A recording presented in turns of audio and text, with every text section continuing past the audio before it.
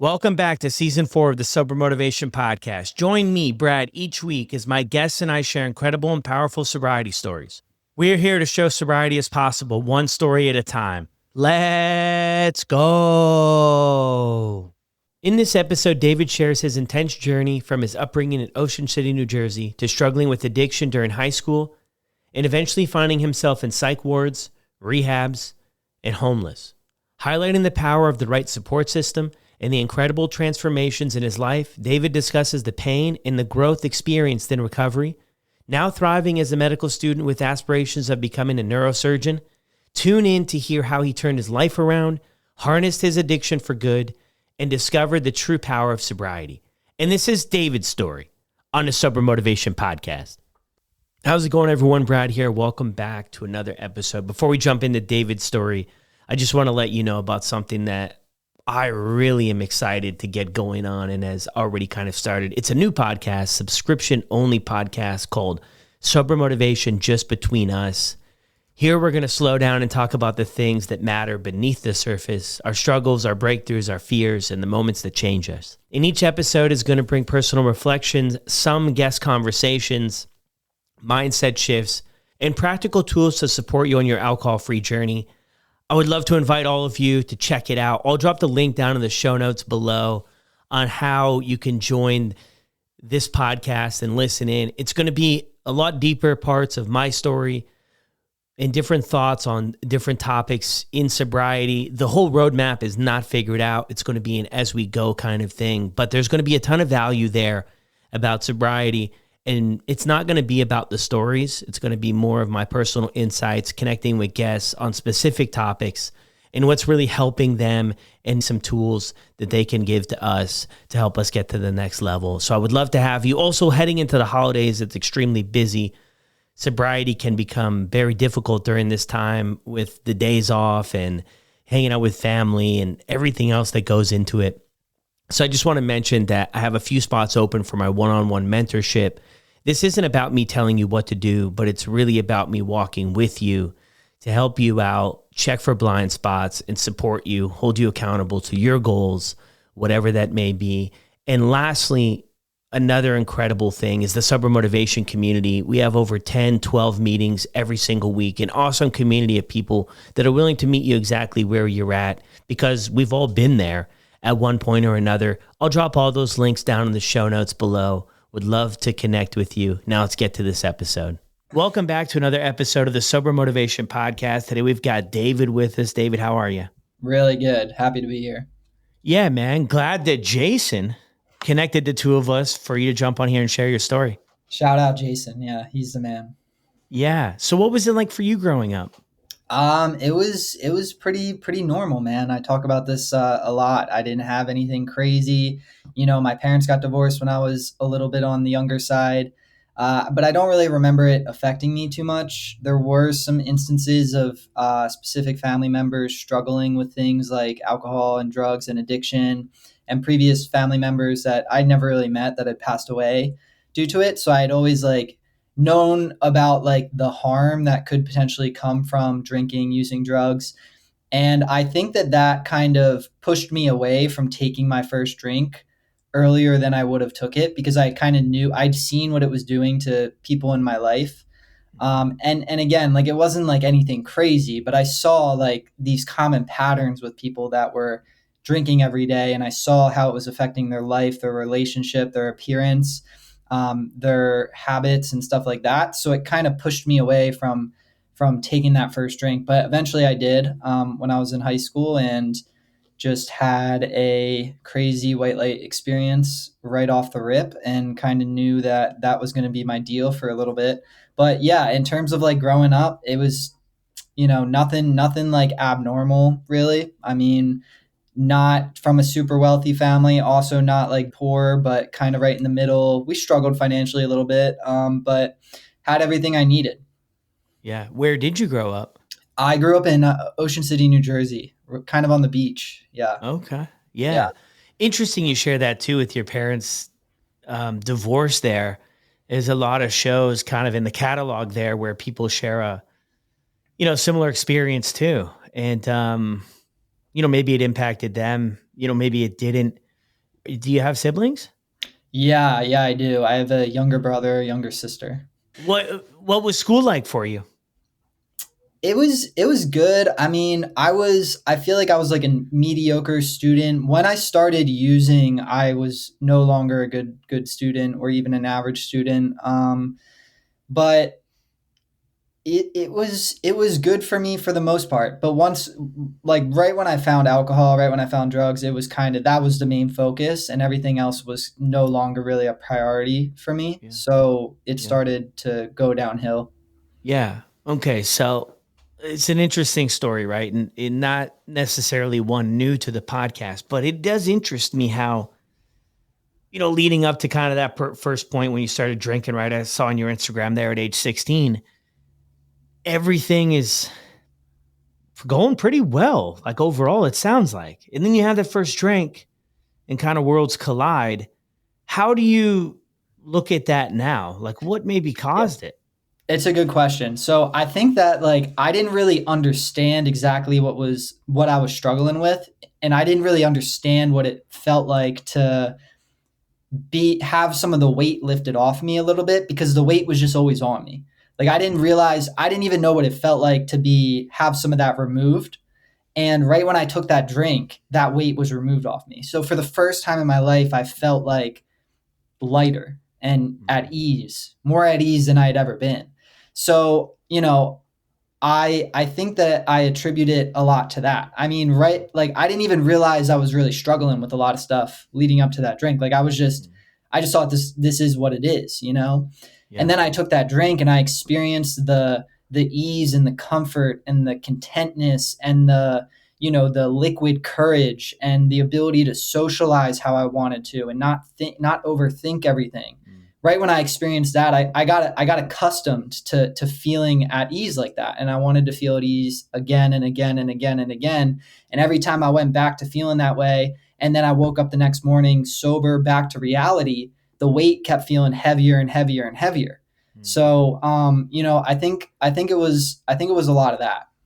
Yeah. Well, thank you for sharing that too. Cause yeah, that makes a lot of sense. I mean, when we're younger, you could be struggling, but maybe not even be able to. I know I sure as heck, I struggled with really articulating or sharing what was going on. I kind of noticed, I think from an early age that I was operating a lot differently than a lot of my peers. I mean, can you put a finger on it now, going back into those years, what it was that you were struggling with? Yeah, I think it was, I like to chalk it a lot of this up to alcoholism. I think it's, in my opinion, a lot of this is a spiritual malady. I think there is some component of mental and physical stuff too. I'm in medical school right now, so I'm actually very interested in all of this, and this is like my main focus of study. So I do think that there are other, pillars to this disease, but I think a lot of it can be chalked up to, at least from my experience, as some sort of like spiritual malady and misalignment with, who I was like deep down, and also, connection to some sort of higher power, and, having my not having like my sight set on, actually doing what I was put here to do, and not having that underlying faith is big for me. So Yeah. Did you grow up going to church or anything? a little bit. We went occasionally on holidays. I never really took it too seriously. It was just more of like we had to go. So Yeah, check it out. Yeah, I remember my grandma and grandpa saying, "Yeah, we gotta go for service," and I was like, "Oh my goodness, okay, I'll do my best here." yeah, That's really interesting. Sort of the thoughts you shared there. I think about some people when I first started drinking. The first time I drank, I shared the same experience or similar to what you had, right? It was everything just kind of slid away, man. All the insecurities, the low self esteem, the not fitting in, the ADHD that I was struggling with and had been medicated for a long time. And it was just like, man, all of that stuff was gone, and people wanted to hang out with me, and it was funny. I think they were laughing at me, but I still, I found my place, right? I felt like I had found community and all this stuff I had been aimlessly searching for throughout high school in my earlier sort of years, right? And it all kind of slid away. And it was like, this kind of makes sense. But then I go back to thinking about a lot of other people who I would hang out with that drank as well. And man, they didn't, I don't know. They sure as heck didn't seem like they enjoyed it as much as I did. Like a lot of people would maybe save it for the weekends or maybe once a month. And I kind of wrestled with that, to be honest with you, for some time. Like what up until that point in my life made that first experience so much different for me than it did for everybody else? Yeah, I agree with that. I also have the experience of always wanting to take it to the next level and continue to do more and more and more when other people around me didn't share that exact mindset. And it would always kind of freak me out a little bit in the back of my mind. I'd be like, why do I experience like this need to continue doing this substance or to continue drinking or to want to drink on Monday night or to want to, get another bag of drugs, get another bag of whatever. And some of the buddies around me are just like, no, like I'm actually good on that. I never understood that. Like I never understood people like, yeah, I'm good. Like I'm just good with this. I was never good with anything. I could have had like an 8 ball and a 12 pack and a bottle of vodka and I still wasn't good. Right. Like part of my high came from the thought that, oh, the dealer's on the way to the house. Like I got high off that thought. Do you know what I mean? Yeah. Like it wasn't even necessarily me getting high. It was me getting high on the idea that I can get more. Like Yeah. it was it was almost like a weird like control thing in a way. I don't know if you relate to that. Yeah. I mean, I think the prep, some people share about the preparation. I think it's like when, after a while I remember driving to the store to get alcohol, right? My mouth would start to water, like the anticipation of it Yeah. all, right? Like, Yeah. because the relief was around the corner. Like my brain was reacting to that about what was to show up. So you kind of get into it here at 16. I mean, even leading up to this, did you have any sort of behavioral stuff going on or anything else kind of leading up to that in high school that you would have kind of known? The only reason I asked that is I mean, I had things going on in my life ever since I could remember. I was seeing doctors, psychiatrists, therapists, counselors, learning centers, everything. And when I look back at it now, I was destined to find some relief that I could control. And you brought up the control aspect previously, right? And I think, I'm just throwing it out there. I don't know everybody's journey and everybody's story, but alcohol, drugs, they allow us to be in control of how we feel, how much we have. And in my world, it felt so out of control. Like I wasn't the one making decisions and everything else for so long. And now I say this now, looking back at the time, I had no idea. Like I just like to party. That's Right. what I told everybody. But was there anything sort of on the radar for you prior to this, to your first drink? No, not really. Like I definitely had certain things. I mean, if you like put me in front of like a psychiatrist or something, I'm sure they probably would have found something wrong. Yeah. But yeah, no, never really had anything like blatantly obvious. Mm. But I did develop a lot of things as I began using. And then as I would try to get sober and come off of drugs and stuff like that, I'd be diagnosed with like generalized anxiety disorder, depression, bipolar. They diagnosed me with like everything, which is Mm. another reason I wanted to come to med school because I think a lot of that process isn't necessarily handled correctly.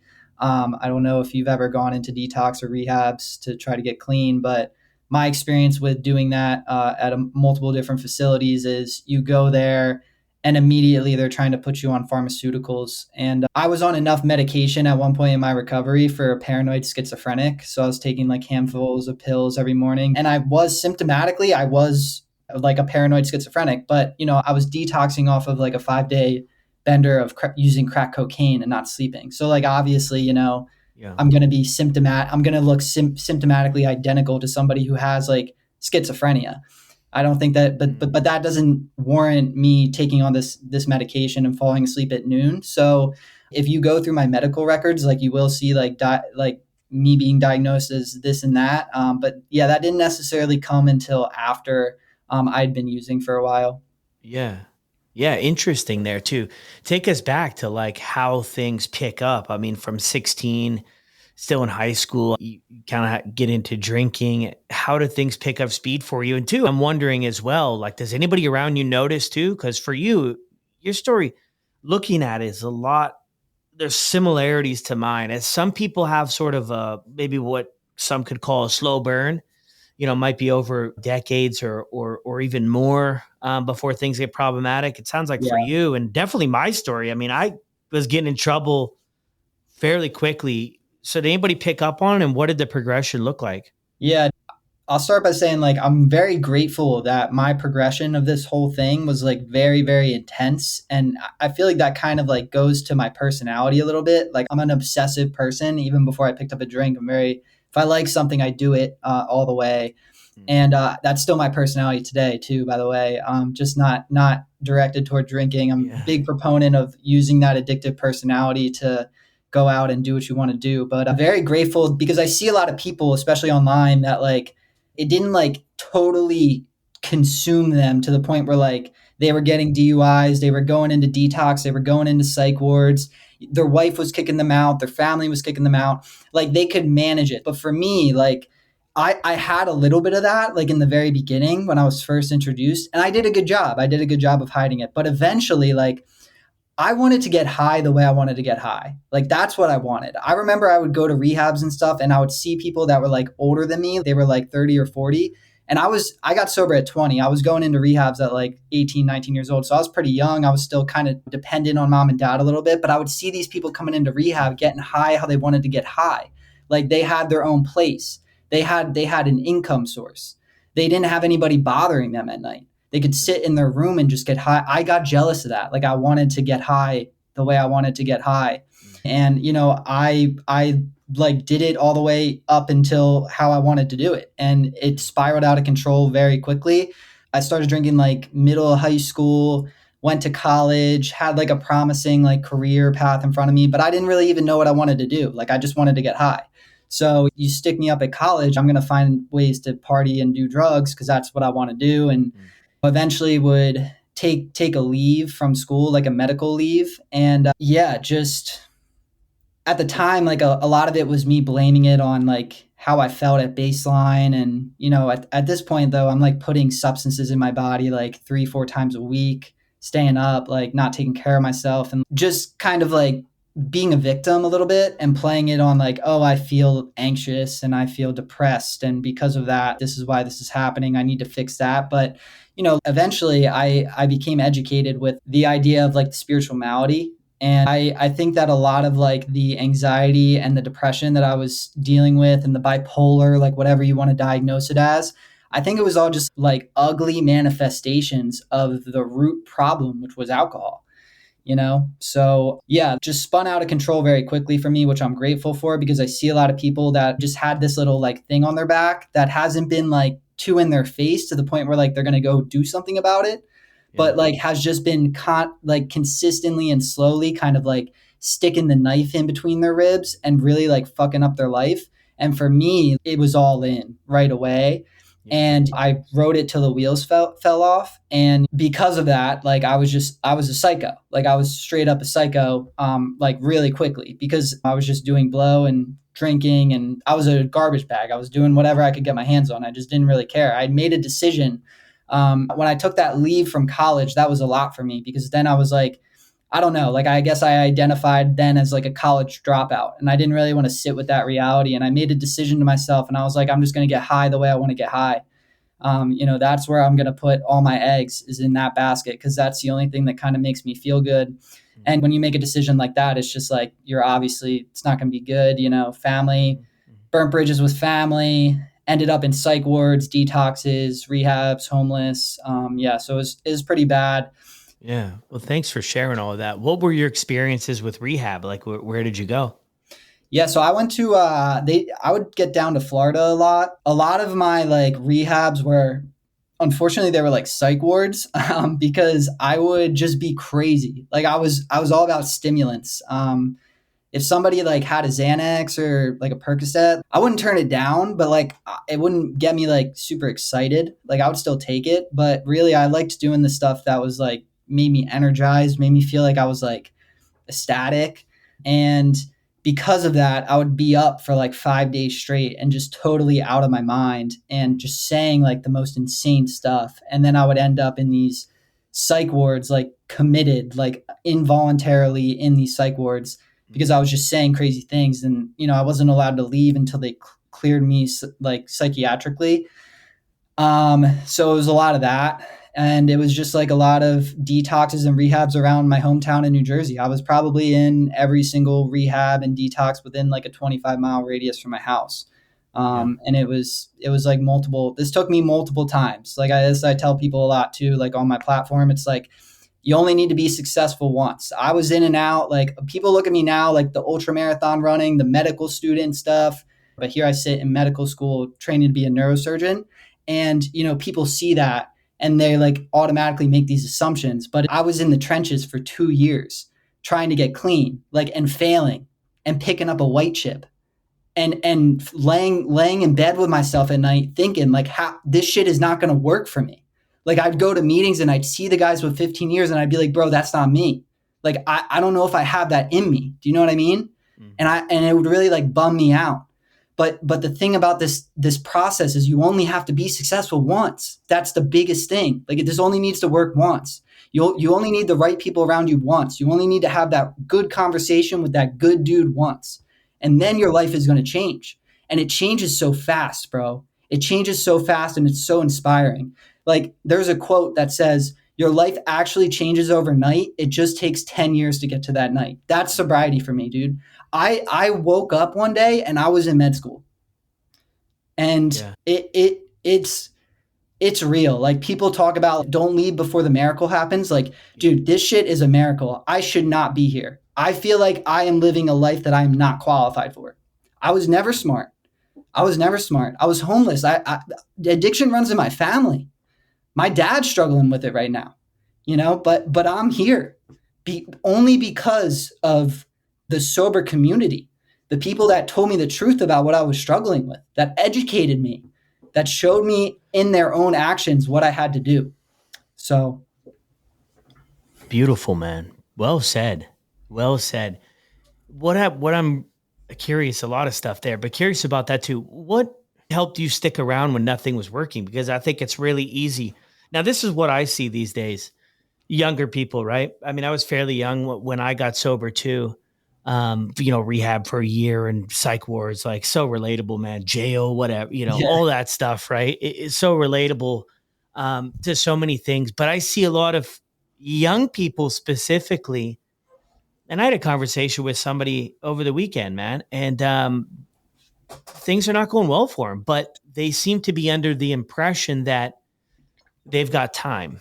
You know what I mean? It's like, I've got time to figure it out, whether it's just drinking and it's not causing a ton of consequences right now. And for a lot of people, when you're younger, you kind of have a little bit of a backstop, right? It's like, you have a goalie with parents potentially. But once that's gone, man, and people kind of get fed up and that's kind of gone, it's like, okay, this thing can speed up really quick.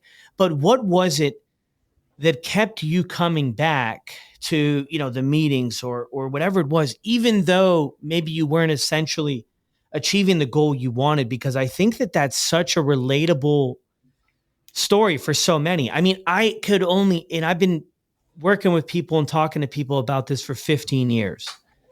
There's maybe 2 people out of the thousands that it worked the first time they tried. The rest had to keep going, keep showing up, and keep trying.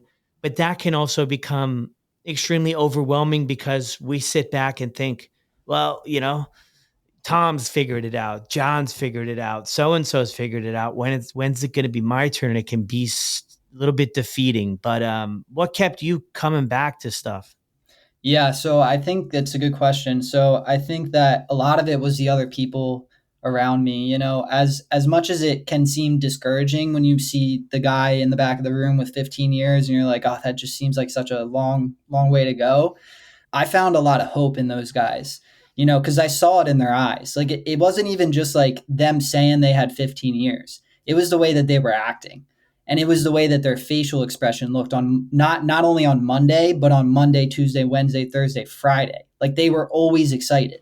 Like if you're going to like the right, we'll say 12 step. I mean, there's a lot of ways to get sober. I went to 12 step, dude. And if you're going to the right 12 step meetings, there's going to be guys there that they're just happy to be here. They're excited.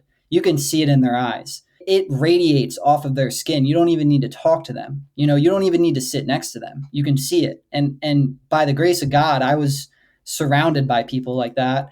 And, you know, as discouraging as it sometimes is when you're the guy with 30 days or can't even get 30 days and keep slipping up. But like these guys, like they weren't arrogant about it. Like they weren't like, they didn't hold it over my head. They didn't tell me to like, shut up. You know, they were like open about it. They wanted to share their experience with me. They wanted to instill the hope in me. They understood that I was going to be the next generation doing the same thing for the kid like me coming in like 20 years, you know, when they were gone. So I think a lot of it was that, you know, there was also the component of I was in a long-term structured living when I got sober. So it was all around me, bro. Like I was enveloped in this, going to a ton of meetings. I lived with people that were sober. The house I was at was intense. We were holding each other accountable. We were always talking about recovery. We were always like trying to really like get this thing down. And, you know, it's interesting too, the thing that you say about time, that like piques my interest, especially because my big thing online is like, I really want to reach out to the younger generation. I think it's very hard to get sober when you're young. I got sober when I was 20 and I see a lot of people struggling with that. And the thing about having time, like I would tell that person, I'd be like, true, you do have time. But like, that's like a scary thought because the longer you wait, like the less and less opportunities you have. If you're somebody that is lucky enough, like grateful, I feel so grateful I was exposed to this kind of thing when I was 18 years old because it put the idea in my mind of what my life could look like if I stayed sober at 18 when I still have I'm not even a fifth into my life. I have all this time to just let sobriety iterate. That's the thing about sobriety. It iterates. There's no like finish line to this. It just like, it keeps growing its roots out and out and out and out. The more time you just let it sit with you, it just grows. That's why like a lot of people talk about like one day at a time, like sure, like one day at a time, it's important to kind of like compartmentalize a little bit, but not a lot of people talk about like the long game of this. This is all delayed gratification at the end of the day. That's all this is. The rest of the world is participating in the instantly gratifying culture, but sobriety is all about the delayed gratification. Sobriety is not going to accumulate until like 2, 3, 4, 5 years from that day you pick up the white chip. But that's how it's supposed to be because that's the high. That's the high that you want. You want the high that's delayed because the high that is delayed is the high that's not going to go away. A lot of people are stuck on the instantly gratifying high. But the problem with that high is that it goes away when you wake up the next morning, or it goes away when life's difficulties hit you. But sobriety iterates. So sobriety just like totally can expand if you give it enough time to do that. And that person that's 18 years old has the opportunity of the lifetime right in front of them, you know? But I sit here 6.5 years later and somebody who's like in med school, like doing all this stuff. And like, I'm saying this because this is my experience and I'm really just trying to put it out there for the person like me, who's 20, who's coming across this. It's just like, you have no idea like what you're passing up if you're not going to try to like go after this. Yeah. I mean, I think that the biggest challenge I would guess at with, you know, people that are younger too, and maybe something you went through, I know something I went through is that, I always thought it would just kind of be a little bit of a phase. I mean, of course I believed I would wake up one day and everything would, you know, would change. And I mean, I see it for what it is now. Like the reality is, I think for anybody getting into this, you can want to get and stay sober all you want. Like you can want that more than anything else. But without the proper tools, structure, routines, I mean, it's going to be really, really tough. And the support, without the proper support, you shared that was huge for you, right? To have other people who, you know, I think met you with where you were at and supported you with, you know, your journey and everything you were going through. When did, I mean, you mentioned in there too, like before, like when did the cocaine and stuff start for you? Like that was a big thing. I mean, did they kind of go together, cocaine and drinking? Yeah, they went together. I started drinking first, then I started smoking weed, and I was introduced to cocaine maybe like a couple months after I had started drinking, and I decided to do it, and immediately like that was my thing. It did something for me that nothing. I thought drinking was like doing a lot for me, but when I did cocaine for the first time, that was really doing a lot for me. And that was my thing. And, I would drink with it. It would kind of like evened you out, which was fun. I had a time too, but I don't know that I put that much thought into it. I had a streak too of doing cocaine. When I look back on that, that might have been like some of the, I don't know, man, the darkest times. I just remember going to bars. I remember just always being in, the memories are not like as clear as maybe they could be, but just sneaking off to the bathroom. I mean, I lost a few jobs. I mean, I had a few jobs working shift and have to go and do that. But yeah, that was a dark time, man, for me. Obviously, the money spent, staying up all night, seeing the sunrise, hearing the Oh, bird. That was like the the most birds, depressing thing. Hearing the birds, birds bro. start chirping, and I was like, oh, and I would Um, reflect in those moments, right? I would say, oh man, I promised myself, right, tonight. Um, I promised myself tonight that wasn't going to be the case, But the whole thing, man, when I was going through this, I would ask myself this question sometimes too, like, how did I get here, man? I grew up, my folks were good, man. It wasn't a perfect childhood. There were some speed bumps. But overall, I would say, I had a pretty good shot at doing well. Family loved me and I was plugged into sports. I was never really good at school. I had a lot of stuff going on, but I still very privileged in the opportunities that I had. And I couldn't help myself but reflect back at some of those darkest moments. Like how did how in the heck did I end up here? Did you ever have those thoughts or no? like, how did I end up here in terms of getting high Substance, yeah, every like day? Or, substance use or just like how my life had kind of, how I was living life. yeah, a little bit. I think I was kind of astounded by like the craziness of it all, but I didn't care. Like I didn't care at the time. Mm, I knew that that was what I wanted to do and I was ready to literally take it to the end. Like that was my thing. Like it had been such a profound experience for me from the first time I picked up to the point where I just wasn't even thinking about it, And I think I'd more so have those thoughts sometimes when I would like wake up in the psych ward, waking up in the psych ward yeah, the day after you've been on a 5-day bender and just being like, oh, like I can't believe I'm back in here. Like yeah, I hated going to psych wards. That was like my demise. yeah, And I'd always promise myself like I'm not coming back here. Like I'm not yeah, coming back here. Like anybody who's ever been in one of those, they know like the paper scrubs you had on, like none of the doors have locks on them. Everything's like fucking screwed to the ground so you can't like freak out and throw it at one of the staff members. yeah, yeah, And I hated it. And I always would be like, I never come back to this place. Like I yeah, promised myself, and I'd end up back in the place. yeah. And How did that? Like, how did you end up there? Was it the police that intervened? Was it parents? Was it a friend? Was it you? yeah, it was parents. It was people calling the police on me, Yeah, and then me being like just suicidal and just saying crazy stuff. And some of it too was like detoxes not having beds, and then you go to a psych ward to kind of keep you there until you go to rehab. And yeah. yeah. It all happened pretty quick for you too, man. Which you shared earlier too, which I wanted to highlight too. I don't know if it was grateful that it all kind of picked up speed the way it did or something like that, but that you could get to that point to maybe provide you some clarity to where this was all headed or kind of force you or push you in the direction of seeing what recovery or what sobriety was all about. And like you mentioned there, the flip side of the coin, which we see a lot too, is it not going all the way there, right? You kind of use that quote unquote functional word, right? Where things Yeah. like the wheels are not falling off for a time. And I think the reality is for some people too, the wheels might never fall off. Right. I mean, Yeah. that can kind of be a thing to where at the end of somebody's life or whatever there it could have been maybe looking back at sort of this maybe a 50% of what they could have really put out there too, which is like, man, that's kind of scary. But the fact that it all happens kind of quick for you when you reflect back on this sort of this chapter in your life, I always think about, for me, I never really liked who I was. That was one thing. I never liked Mhm. what I saw in the mirror, but, when I was using, drinking, whatever, and even before.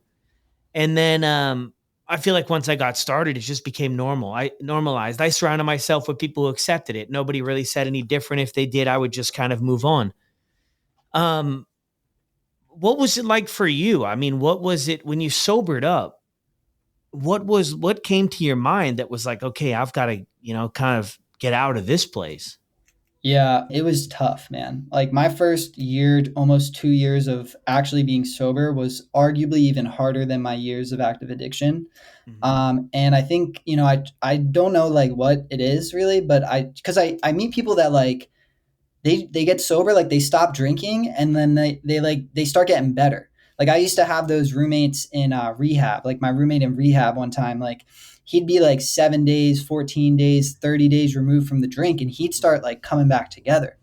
I'd be like, damn, like I must be really fucked up because I'm coming apart. Like I'm still coming apart. I'm 30 days out from the drink, but I'm still coming apart. Like I'm not feeling like me. Like you talk about like not liking who you were. I woke up every day. I hated myself for probably a year and a half of that first I'm 6.5 years now. So good chunk of my sobriety was a lot of pain. And that's just the unfortunate circumstance of how this is for me. I don't know if it's like that for everybody, but Yeah. if you scroll through my page and you look at a lot of my quotes are dark. But a lot of people relate to that, Yeah. because I think that there's this thing out there right now online that like this is just soft and easy and teddy bears, rainbows, and it's not. Like for me, it's not. And for a lot of people that follow my page, it's not. Like this is war. This is struggling. This is pain.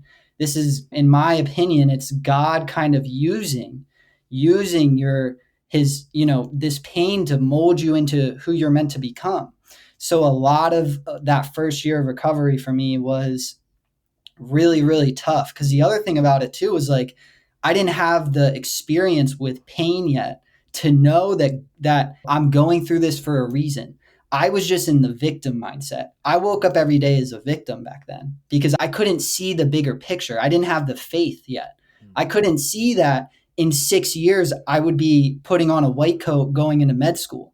I couldn't see in 6 years that I'd be crossing the finish line after running a 100-mile race. Like I Yeah. couldn't see that. But now I can look back and understand what was happening there. I was being forged into the person that I am today. You talked about not liking who you were. The biggest thing that sobriety has allowed me to do is to be myself unapologetically. I am who I am 100%. I am at peak authenticity. I've never been this authentic before in my life. And it's such a good feeling. It is such a good feeling. But I only got there by suffering for that first year and just having to figure it out. Also having the right people around me, though. Also having the people that were comforting me while I was going through that and instilling the hope in me, like, dude, this is part of the process. Like I needed the people saying to me that if you take the suffering out of recovery, you take the recovery out of recovery. That's been my experience. I needed to feel the pain a little bit. I needed to really be molded. There's some emotions that are so rare that they can only be felt through that pain. They can only be felt through that difficulty. And what that does, though, for the addict and the alcoholic that eventually gets this thing, is it makes everything else lighter. So, what do I mean by that? I've ran 24 hours straight, 109 miles, and I can sit here and tell you every day out of the week, recovery is harder than doing that. 100% of the time. There has been nothing in my life, right? I've had people die. Like I've had all this shit, right? And I'm not even like, I understand I'm like still in my 20s, I've still got a lot of difficulties going to come at me, but I can sit here and confidently tell you that I would bet money that that will be the hardest thing that I ever had to do in my whole entire life. That's the level of difficult that it was at. And as a result of that, that's actually a superpower because now it's just everything else is lighter. When I took the risk to go into med school and people were telling me how hard it was, I was like, the hard part's over. You know what I mean? The hard part is over. This is easy. This is light work, bro. Like I've already walked through it. I've identified who I am. And as a result, like that's all you need. You just need that. And then the rest of it is just, it's light. And it's really, really cool when you get to that level. And I think that a lot of people, like, at least the people that are in my DMs, they relate to that message. Like they're like, dude, I've tried to it's just too tough, bro. It's just too tough. And I see people that do it and it's just like, they can just do it easily. And I'm like, dude, the amount of difficulty that it will take you to get sober is directly proportional to the amount of joy and purpose and fulfillment that you will experience when you walk through that door and actually do it. Yeah. Well, thanks for sharing that, man. Yeah, I mean, it is tough. And I've seen, all different ways, right? For people or, the where on the spectrum, I guess they fall with everything too. And how sort of digging out looks like and how digging out feels for everybody. But you having that opportunity to plug into that sober living for a year and get connected with other people and stay accountable in that sense. And like you said earlier, right? Just well connected in the whole sobriety thing. I think I saw something on your Instagram too, man, which I'm, like a big advocate in a sense for. Um, the drinking wasn't exactly what was going on. I think Right. that's like, Yeah. I mean, drinking Yeah. is sort of, for me anyway, it was like my portal to another world. But when I peeled back the layers, rehab after rehab and session after session, I started to realize that that drinking and drug use and all that sort of stuff was not really at the root, but it sure as heck looks like it is, because that's when we're in it. It's like that's causing all the problems, and nothing was worse for me when I sobered up for a couple days here or there. It was terrifying. It was Dude. terrible. I didn't know how to go in life. I mean, I wasn't used to that, how to work through emotions. My nervous system didn't have the capacity to really deal with a whole heck of a lot. I would get triggered to fight or flight. And I was so used to just pulling the eject button, using or Right. drinking or numbing or whatever.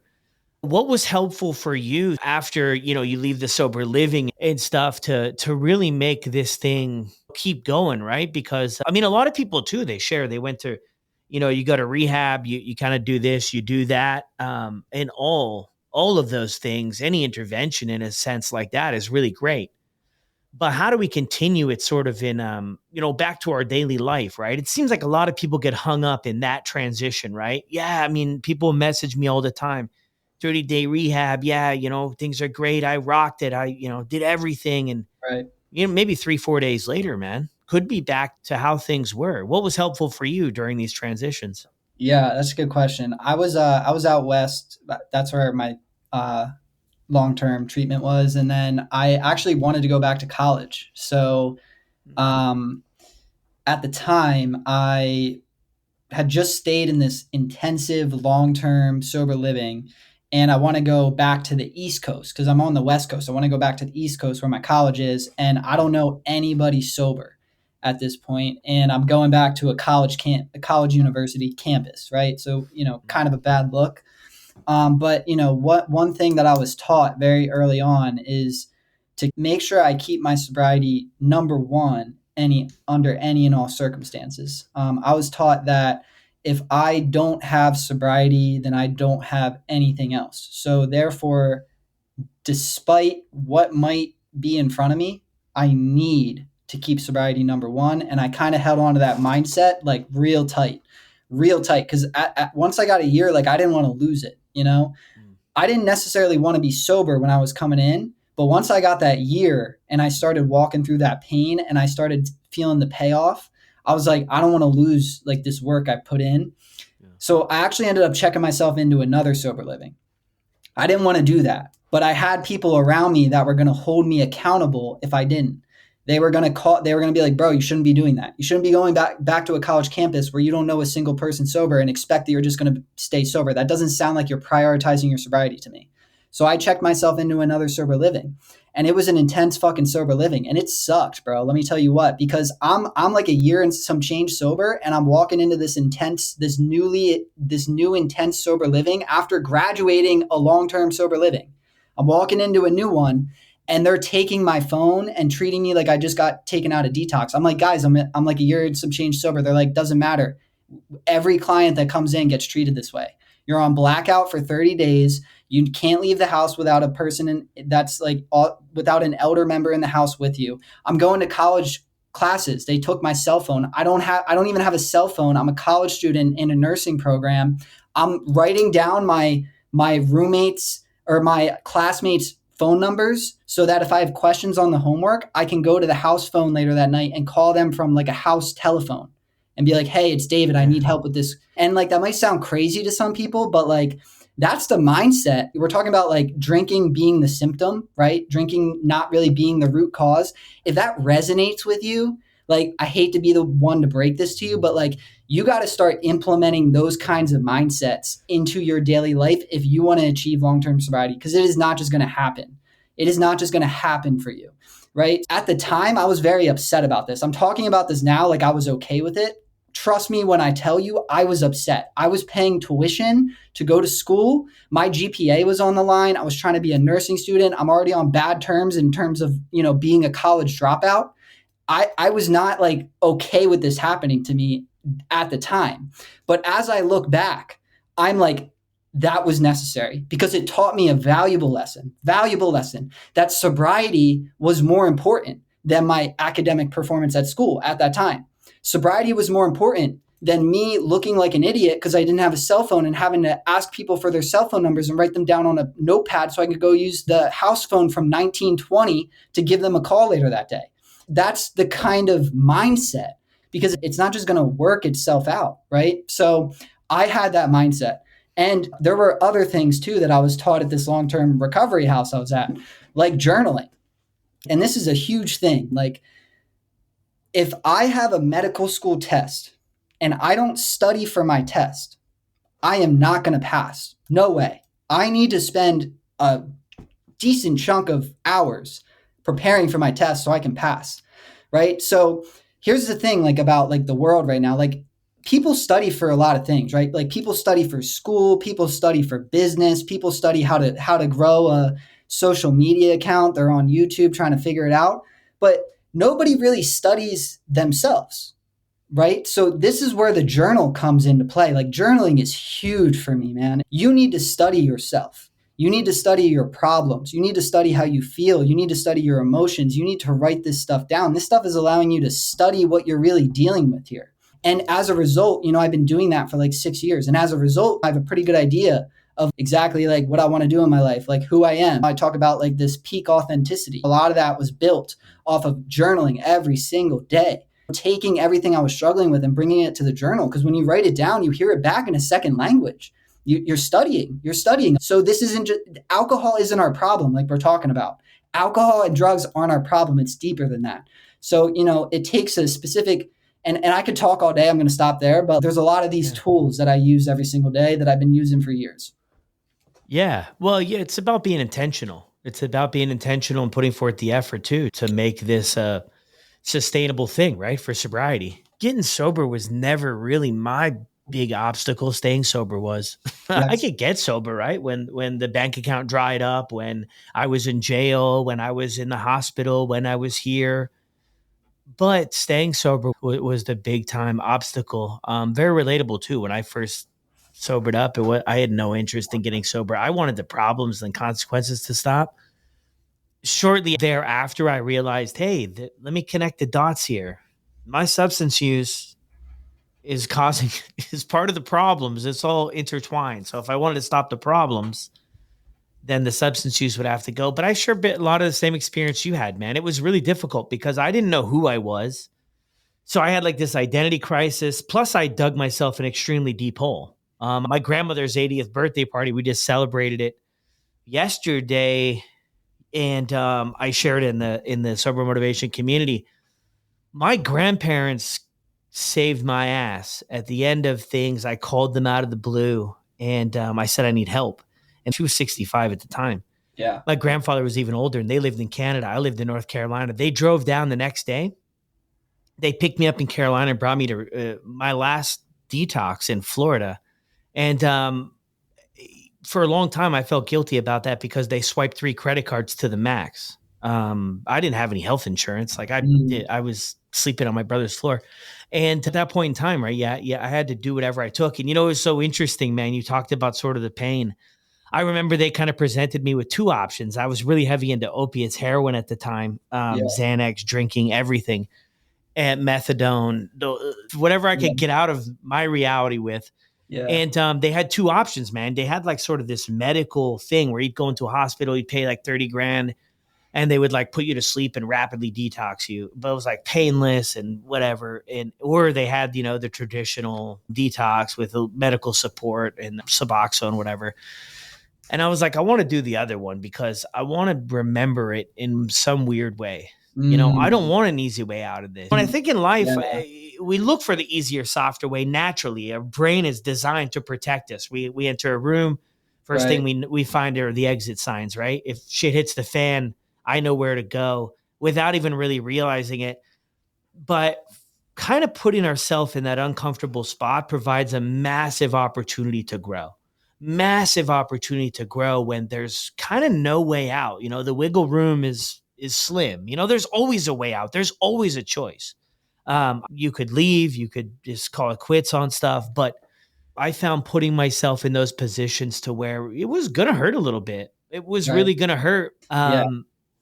Is something that helped me build a solid foundation to where, implementing those other, a lot of the other stuff you talked about too, about, how is this whole thing going to work and what am I going to do differently? Realizing too that uh, my life wasn't going to change with a snap of fingers. I had been through so many interventions in like a 5, 6 year, 7 year, 8 year span that I think I finally had the clarity that dude, this was going to be hard work, and it was a lot of it was going to suck. My bank account was in negative, and I had no direction or no idea of where I was going, and it was all rough. But I just knew one thing, man. I had this early mentor I talk about sometimes on the podcast, this buddy Andy of mine, and I always knew it would get better, man. I didn't believe it all the time, but I always knew if I just put one foot in front of the other, it looked really bad at times. I had absolutely no idea where I was headed, but I just knew that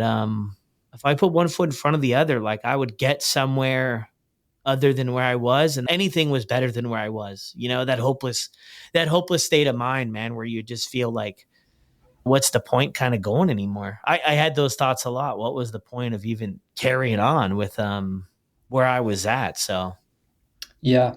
Yeah. I relate to everything that you said. And, at the time it's like I didn't realize why I needed to go through the pain. It bugged me a lot because I didn't get it. And I was in like that victim mindset a little bit with it. And now I look for situations where that kind of resurfaces, like the ultra marathons. The journey of completing an ultra marathon is so similar to the journey of getting sober. And that's a big reason why I do it, because I need to be reminded of the pain. I need to put myself back in that to really like push myself and to feel things that I need to feel, and it's just every time I run one of those and it gets tough, I think about recovery and I think about that journey and what that's given to me. And I really try not to forget like what pain has done for me today. Um, yeah. so, but yeah, man, related to everything you said. Yeah, that's kind of what gets things started, man. I mean, I think that's where everybody's going to get eventually. I mean, is the pain going to sort of tip the scales to sort of maybe the pleasure or the little bit of pleasure that's left at the end for drinking? When I first started drinking, it was great, man. There was getting a lot out of it. It brought a lot of weird value to my life. It was Right. cool. I was connected. But with time, that faded, and with time, it was no longer doing that, and things started to swing the other direction, where it was more problems than it was the escape. The tolerance builds, everything else, and it just became overall disastrous. I lost myself along the way. Heading towards wrapping up here, David. Thank you so much for jumping on, Yeah. sharing your story with us, man. What are your thoughts? I mean, 6.5 years later since you got sober. What are your thoughts, man? If you wrapped it up in a couple minutes. I just think that not drinking has nothing to do with not drinking. I think that this is so much more than just staying sober till midnight. This has given me a life that I am still 6 years later feel unqualified to live. I get to walk into this big, giant hospital every day and learn about the human body, learn about addiction. I get to connect with people like you. And, this isn't necessarily what I thought that I wanted or what I thought that I needed, but Mm. this has done so much more for me. We're talking about the pain and we're talking about the struggles of getting to this point. And don't get me wrong, there's still things in my life that I'm still dealing with that still bring up pain in my life. But like the thing about like pain and the thing about sobriety is it always does more for you than you do for it. It just takes a little bit of time to get there. So yeah, I am definitely like super grateful for this. Mm. I can talk about it forever. It's brought so much good into my life. Not even just me, but my family is directly affected by this. And you know, they see the change and they see what this has done for me, and bringing God into my life and all that is a big part of my story as well. And I'm very grateful to be able to, you know, share this kind of message and to live a sober life. Yeah, beautiful, man. One last thing for you. What's something you know now that you feel might have helped you out back then? That I was sitting on a gold mine of a brain. I just needed to figure out how to use it. The alcoholic brain, in my opinion, is one of the most powerful things that was ever created. You have the ability to obsess, to feel deeply, to sacrifice for what you truly feel needs to be done. If you can figure out how to wield your addictive personality in a way that doesn't serve you, and this is the key here, but serves the world, you will live a life of purpose and fulfillment and joy and of inner contentness. There's a lot of negative things that get said to you when you're first coming into treatment, first trying to get sober, about, you know, your condition and your addictiveness and your upset. The word obsession was thrown at me a lot too, like that. Even before I started drinking, that was like I was always obsessed with stuff, and that was always like had like this negative connotation to it. Yeah. But nobody ever really like told me that this was actually going to be such a great thing, and this was going to turn into my greatest asset. Yeah. So switching things over to, giving back and helping others, using that locked in mode Yeah. Yeah. to make it happen. Very relatable, man. I'm like that with everything, dude. Locked in, Mhm. man. Just stay focused. But Yeah. yeah, it's tough, man, because you get a lot of feedback. At least I did over the years, man. Never did. I honestly couldn't even remember if I ever passed a test in my entire life, dude. Dude, Like that's like the truth. I mean, I remember I walked out of exams in high school to play basketball. That was more important. I mean, right. impulsively, that was more important to connect with my buddies to play basketball than to finish an exam, and penciling all this stuff. And I mean, that's just sort of a big part of, why I ended up on the path I did. I just felt like so much different than everybody else. They seemed to value school. I never read a book. I never had any interest. I had absolutely nothing. I couldn't, and it wasn't about, and I'm learning more about ADHD with my daughter and stuff like that, but it wasn't about not being motivated. It was just a overall lack of interest. But things I'm interested in, I can lock in on, no problem. Like I can spend 10 hours straight where it's something that I have interest in too. So yeah, I love that perspective and point on things. Well, great stuff, man. Thanks for jumping on. Any last thoughts? Adding to that last thought, I think that sobriety kind of allowed me to see what actually caught my interest. You know, like I didn't know who I was when I was drinking and getting high. I didn't know who I was in that first couple of years of sobriety either. And it was kind of like the trial and error process of just feeling all the things and walking through the pain and trudging and trudging and trudging and trying stuff out that didn't work. And then eventually I landed on ideas that were like truly and authentically me. The idea of training to run and the idea of going back to college. And I used to dream about like this weird dream I had that would like give me so much peace when I was struggling trying to get to sleep at night. In those like first 6 months, I would just dream about being in a college library and just studying for a couple hours with like a nice hot cup of coffee. It just bring me Yeah. so much peace, bro. And you Yeah. know, here I am like can't get away from libraries. So Now you're living in one. That's yeah. what it is too, man. Just the peace of sobriety, dude. I never had that. It was constant turmoil, chaos, and everything, internally and externally. And that's like the beautiful thing. One of the most beautiful things I enjoy about it is the peace of just going to bed after a long day or whatever it is. Mm, Just knowing that I'm not looking for anybody and nobody's looking for me, man. yeah. Things are pretty good. And I wake up excited so much, dude. And like there were times where I was wishing I wasn't gonna wake up. And today I wake up like ecstatic. Like I love what I do. Like I love building Yeah. the social platform. I love going to school. Like, but yeah, it's such a better way to live, man. Yeah. Beautiful. Thanks again. Thank you. Yeah, really grateful to hop on here and love what you're doing with your Instagram and stuff like that. And great to finally connect. Well, there it is. Another incredible episode here on the podcast. Huge shout out to David. Incredible work. Comes such a long way from how things used to be. I'll drop David's Instagram contact down in the show notes below. And if you haven't left a review on Apple or Spotify, I really have no idea what you're waiting for.